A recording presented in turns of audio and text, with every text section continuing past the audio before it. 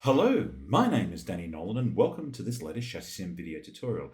Today, ladies and gentlemen, what we're going to be talking about is running ChassisSim on ovals. Now, my apologies to the oval racing community in advance. This is a video that has been extremely long overdue, but better late than never. Now, the thing about ChassisSim is that ChassisSim is just at home on ovals as it is on a road course. That being said, there are a few things you've got to be aware of because there are also a few things you're going to need to tweak. We'll talk about the different kind of ovals and we'll talk about the mods you've got to do in ChassisSim. But as we'll see as we progress through this video, they're not particularly onerous in terms of what you need to do. So let's get started. So a little bit of a background on the different kind of ovals. And for those of you who are oval veterans, please excuse this Australian engineering intellectual snob who's come from road courses and who's had to get used to ovals. I'm sure there'll be a few foo-bars in here, and let me apologise in advance for that.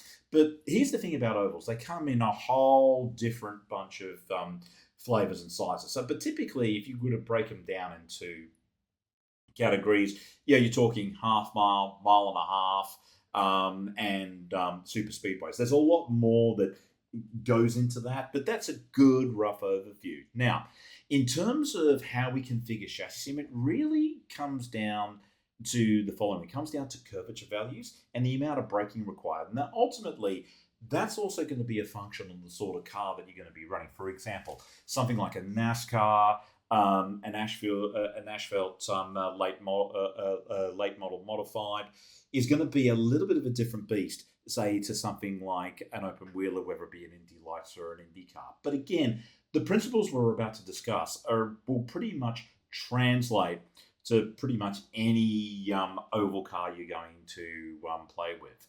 So the first thing you're going to be looking at is the curvature values, and that's going to determine how you treat an oval. And really, ovals with ChassisSim sort of fall into two subsets.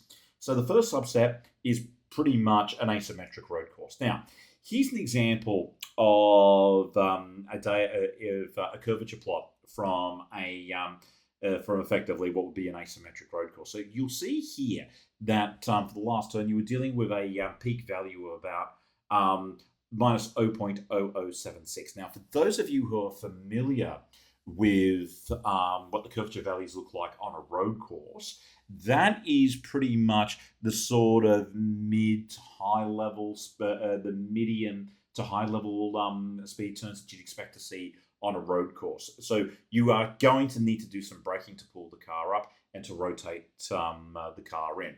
So that is a good rough rule of thumb, and you'll see that predominantly with half a mile to mile ovals. I mean, it will be a little bit different depending on the car, but that's a good rule of thumb. Okay, an oval like this, you've got to be a bit newer. So what we've got here is a super speedway, and as you can see, the peak corner curvature value is about 0.0045, and typically your super speedways in terms of your mid corners typically will be about the 0.0035 to about the 0.0045 per meter mark. As a case in point, the speedway in Indianapolis will fall around 0.004. And what is really interesting is when you start talking super speedways, is you're really more talking about rotating the car through, because what's going to happen in terms of how the car gets through, your drag is going to have a really big impact in terms of as much on your corner speed as much as the car grip itself. Where for something more like, say, a half mile track, a mile oval, you're going to be almost going to be treating it almost like a high-speed road course. But that's some good rules of thumb. Now, they will vary from car to car, but that's some good concepts to put your head around. Okay, so curvature. What do you change in ChassisSim? So with ChassisSim, the curvature thresholds determine where the corner is and where ChassisSim is looking for the corner. And that's changed in circuit modeling options. So you go to circuit modeling options, and what you're going to be changing here is mostly your turn in, your turn exit, and your global straight tolerance. Now, as a case in point, if you were dealing with something like a super speedway, you would change your turn in from about 0.003 to 0.0025. And I would do that for turn in and turn exit. And you do the same thing for global straight tolerance. So I've done that for your ovals like Indy, Charlotte, and that's actually worked. That's actually worked that's worked actually very, very well. Now, for your circuit, say your half mile, 1 mile circuits, you're pretty much actually going to leave that in road course mode. Now, another tip for young players: make sure that if you've got it flipped between oval and road course modes, if you hit cancel here, what that will do is that will reset everything to road course mode. So I just wanted to point that out. Okay, modifying the road camper. Obviously, when you're on oval, road camper has a very, very big effect. Now, the great thing about most ovals is they're probably going to be about most ovals you go to. They're going to be pretty upfront about where the banking is. And once you know that, you just need to go into circuit, edit, change altitude road camper to go through and do that editing. And I've talked about that in other videos, but I just wanted to touch on that because obviously for an oval, obviously banking's a big part, and obviously you need to be considering that. Okay, so setting up the braking part one. This is now going to be a very big part of basically how we deal with ovals. So really, and again, these are rough rules of thumb. They will vary from your car type. Like for example, what you'll be doing with something like a NASCAR, an Ashfield late model modified will be a bit of a different creature to something like an Indy Lights or an Indy car. But here are some good rough rules of thumb. If you're dealing with braking AX is greater than 1G, you're effectively dealing with effectively a pseudo road course. Now, the big parameter you're going to change for that is that you'll go into the engine dialog and you will change the FB brake parameter to dial the braking into suit. So in particular, what you want to be doing here is this little puppy here, our what we'll be doing here is that we will be changing the FB brake number of the suit. So the bigger that number, the more the braking you're going to have. The less that number, the more you're using that to dial the braking down. And it only really takes a couple of runs to really dial this in. Now, if you're dealing with something like a super speedway, then typically your markers for dealing with a super speedway is your AXs are typically less than about 0.6 of a G. The thing about a super speedway is all about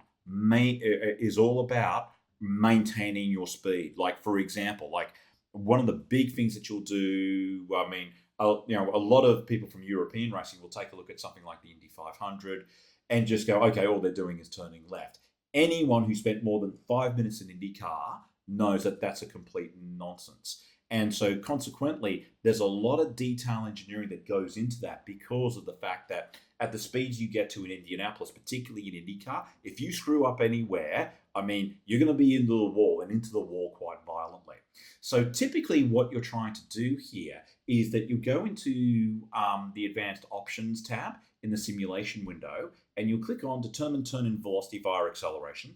Click on allow acceleration, de-acceleration limits on ovals, and you specify the braking to suit. Now, this is kind of a little bit of a crutch from our end. The reason it's a kind of a bit of a crutch on our end is that that braking limit is actually down to car stability. For example, at a place like Indianapolis, if you're in an Indy car and you're going in at say my apologies to my American counterparts for speaking in metric here. If you're going into a 370, say turn one, a 370, 380, and you jam on the brakes, the car's going to loop in. So what you're doing is that you pretty much, a place like Indianapolis and IndyCar, you basically pretty much are turning the car in and holding the throttle flat. You might need to back off the throttle if you've got a little bit of a chassis issue, but that is really down to car stability considerations, because you don't want to be in a situation, particularly when you're at speed on a super speedway, jamming on the brakes, loading up the front tires, unloading the rears, and basically doing a tank slapper all the way into turn one. You're pretty much doing that, but you're pretty much tuning your brake in by backing off on the throttle to get that turn in. But of course, that will vary from super speedway to super speedway and car type from car type. For example, how you'll treat an Indy car is going to be a very different animal to dealing with something like a Indy Lights car or a NASCAR or any of any of the Asheville late model modifiers that you'll be dealing with. But that's pretty much how you change that. That's a work in progress, but that's pretty much what you're going to be changing here. And the other thing too is click here if simulating an oval. But again, you will always be dictated by the correlation. If you've got to unclick that to get the results you need, unclick it. But that's a good place to start. Okay, model editing. Okay, I realize that this is pretty much telling you how to suck eggs, but make sure that when you're going into oval mode, go into the edit menu, go to toggle symmetric editing flag. And what you're looking for at the bottom of the ChassisSim screen is you're looking for this. You're looking for two gray boxes here, standard mode and asymmetric editing. That will now tell you that you now are editing each component asymmetrically. And that's actually a very, very important thing. That's a very important thing to remember. Again, pretty obvious, but I've just seen so many people, start doing asymmetric modeling, and then all of a sudden they don't turn off the symmetric editing flag. But so one of those things I'm duty bound to point out. Okay, so wrapping up and some thoughts on how you look at the simulated data. Okay, with ovals, you want to be aiming to bare minimum plus or minus 3 to 4K an hour in the mid-corner correlation. Because the thing about an oval is that you've got to be a lot fussier about your mid-corner speed correlation than you would on a road course. With a road course, you got a little bit of wiggle room, but on an oval, you really need to be a lot tiner, so a lot finer. So for me, absolute bare minimum is plus or minus 3 to 4K an hour. I mean, when I'm doing oval work, I usually like to aim for about 1 to 2K an hour. But again, that will vary on the car type. Like, for example, on super speedways, I'm really anal. I want to be to within about 1 to 2K, but that's just me. The other thing that I want to point out is that on an oval, the lap time simulation changes are much finer. I mean, they're already pretty fine for a road course. But if you think that you're going to open up, once you've got a ChassisSim model of an oval correlated, and if you think that you're going to go from a 27.6 second lap to a 25.2 second lap, you are dreaming. If you are finding things like 0.05 of a second on an oval, even 0.1 of a second on an oval, that is the sort of stuff that you sit back, sing praise to whatever your supernatural deity of choice is. It's one of those things that are that's one of those really, really big changes. So don't expect huge changes on the lap time simulation. That being said, one of the beauties about using simulation on an oval is that you can really drill down on things like damper response, load response, damper histograms. This is particularly where simulation on an oval really, really shines. And also, too, the other thing that you can look at as well is to see when you start changing corner weights what that is actually going to do to the car. The other thing, too, is this is where the stability index is going to shine, particularly when we start talking on super speedways, because once we start talking mid-corner speeds greater than in the order of 300 kph or 200 mile an hour, I mean, the stability is just so critical. And so this is where the stability index we've spoken about on other tutorials really comes into its own. The other thing that I really want to point out, particularly when you start doing correlation on ovals, is that, again, with like your half-mile, 1 mile tracks where effectively it's acting like a high-speed asymmetric road course, pretty much everything you've learned with ChassisSim on road courses pretty much applies straight to an oval. But once you start dealing, here's a good rough rule of thumb, once your corner speeds go about greater than about, say, 260 kph, or probably in the order of about 150, 160 mile an hour, give or take, just remember the corner drag, the car drag, whether it be aero or cornering drag, is going to be as much as an influence on corner speed as your actual grip, and that's actually a real big takeaway. And for those of you from the road course community who are tuning into this, that's actually a really important lesson to learn, particularly for turns like Turn 1 at Eastern Creek. I mean, Turn 1 at Eastern Creek, that is effectively a super speedway turn.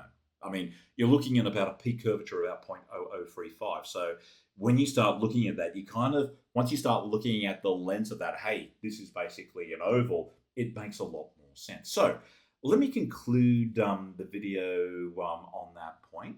But look, for those of you who are in oval racing, hey, look, give this a go.